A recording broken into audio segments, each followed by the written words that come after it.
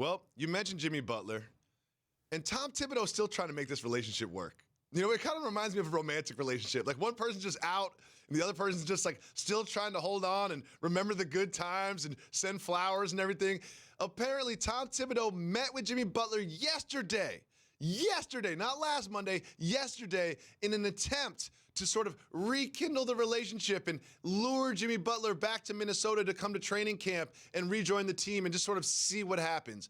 What do you think about Thibodeau's attempt to sort of rekindle this basketball relationship? I'm not mad at it at all. And this basically shows how the president of basketball operations, whose job is to salvage the situation right now for a basketball team, analyze, can the team win today, and project what the team is going to do in the future, versus the head coach, whose job is to win every practice, every preseason game, every regular season game. And for Tibbs, it's already basically on wax by the owner and Jimmy Butler that he's not going to sign an extension there. So what Tibbs is trying to do is recreate the value for Jimmy Butler that got ruined when the player and the owner both come out and not only say that he doesn't want to be there, but Jimmy gives a Monday timeline, the owner gives a Tuesday timeline. Both of those timelines are going to pass while you try to survey the landscape of the league and actually get a quality deal for him.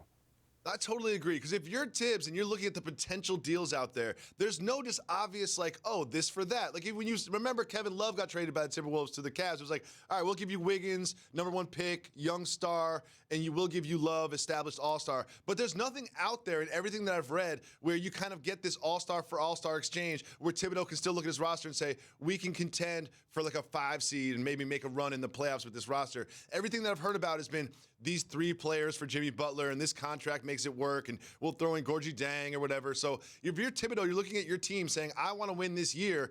His best chance to win this year is to go with Jimmy Butler on your team, and something tells me that's just not going to be the case. Like, I do feel like he's just pulling at strings here. Is there any chance Jimmy Butler wears a Timberwolves uniform in a preseason game this year?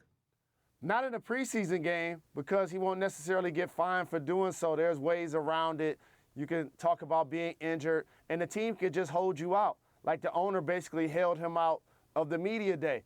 But when you talk about the big deals that Minnesota has made, and you use the relationship analogy, they're almost like the person that was in the closet that helped other people succeed. When you think about Kevin Garnett getting traded by Kevin McHale and his good buddy Danny Ainge to the Boston Celtics to create a big 3.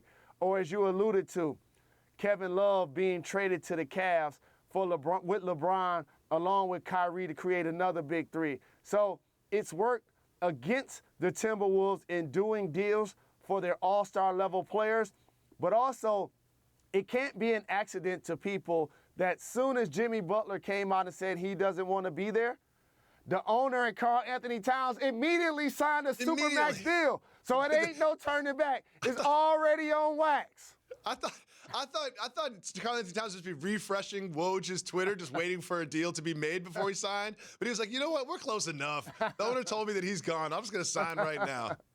I love it so much.